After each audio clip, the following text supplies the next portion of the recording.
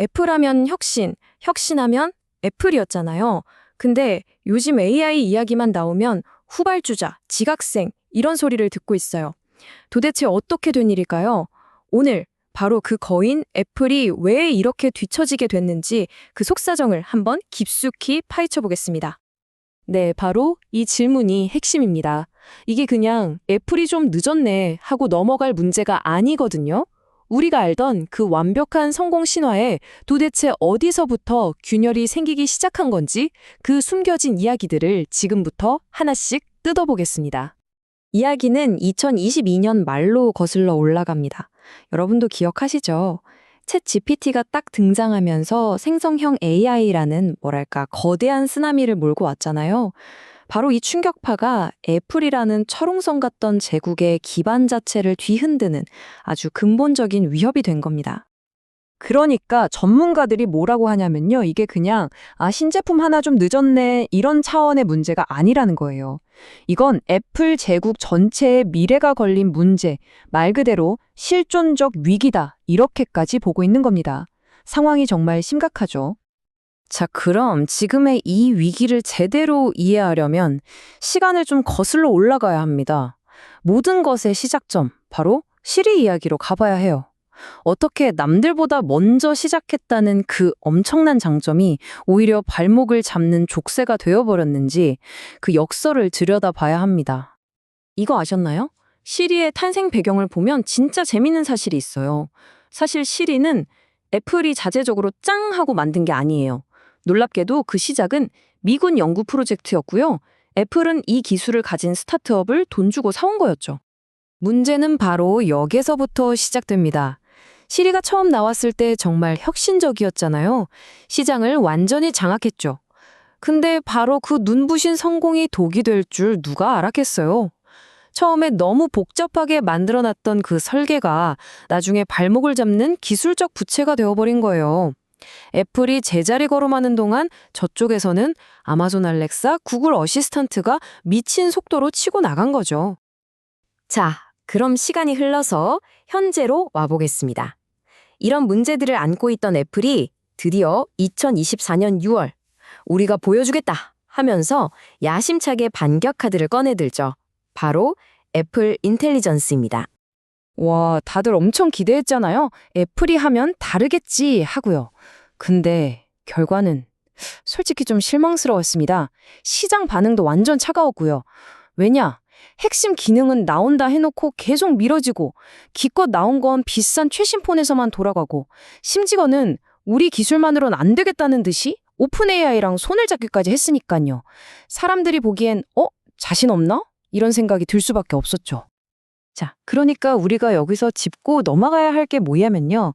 이게 그냥 기술 개발이 좀 늦었네 하는 단순한 문제가 아니라는 거예요. 이건 훨씬 더 깊은 애플이라는 제국의 DNA 자체에 뿌리 박힌 구조적인 문제라는 겁니다. 애플이 처한 상황을 잘게 쪼개보면 크게 4가지의 딜레마가 얽혀 있는 걸 볼 수 있습니다. 근데 정말 아이러니한 게 뭔지 아세요? 이 딜레마들이요. 원래는 애플을 세계 최고로 만들어줬던 바로 그 강점들이었어요. 근데 AI 시대가 오면서 그 강점들이 오히려 약점으로 돌변해버린 거죠. 정말 역설적이지 않나요? 첫 번째가 바로 완벽주의와 비밀주의의 함정입니다. 생각해보세요. 애플은 아이폰처럼 완벽하게 완성된 제품이 나오기 전까진 절대 공개 안 하잖아요. 하드웨어 만들 땐 이게 엄청난 강점이었죠. 근데 AI는 좀 달라요. 일단 내놓고 데이터 모으고 계속 고쳐나가면서 발전시켜야 하거든요. 애플의 이 완벽주의 문화가 AI 개발에 필요한 빠른 실험과 개방적인 접근을 딱 가로막아 버린 겁니다. 두 번째는 돈 문제입니다. 애플, 현금 부자인 거 다들 아시죠? 돈이 쌓여 있어요. 그런데 투자는 엄청나게 신중하게 하거든요. 그동안 구글이나 마이크로소프트가 AI 인프라에 정말 천문학적인 돈을 쏟아부을 때 애플은 뭘 했냐? 상대적으로 너무 소극적이었던 거죠. 완전히 투자 경쟁에서 뒤처져 버린 겁니다. 세 번째 딜레마는 이게 진짜 어려운 문제인데요. 바로 프라이버시입니다. 애플의 가장 큰 자부심이잖아요. 우리는 사용자의 데이터를 소중히 여긴다. 근데 이게 AI 시대에는 양날의 검이 된 거예요. 왜냐하면 똑똑한 AI를 만들려면 어마어마한 양의 데이터가 필요하거든요.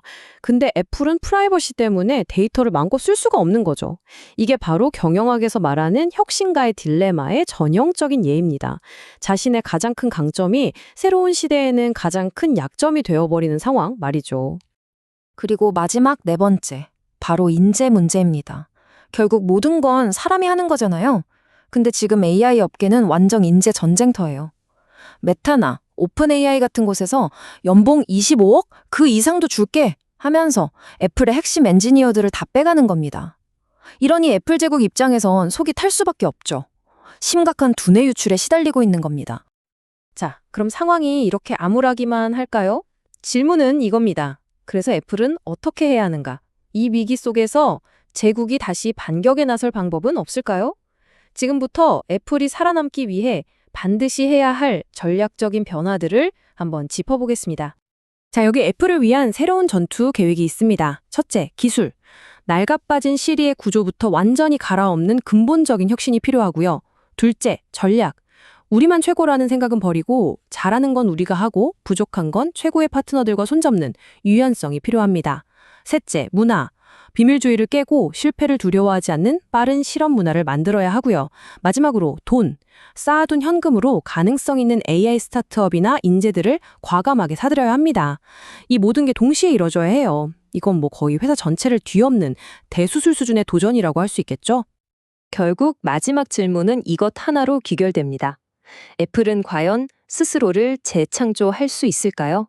자신들의 전통적인 강점, 그러니까 아름다운 디자인, 완벽한 사용자 경험 같은 것들을 AI 시대에 맞게 재해석해서 남들은 흉내낼 수 없는 가장 개인적이고 가장 안전하고 가장 믿을 수 있는 AI를 만들어낼 수 있을까요? 어쩌면 그 대답에 애플 제국의 미래가 달려 있을 겁니다.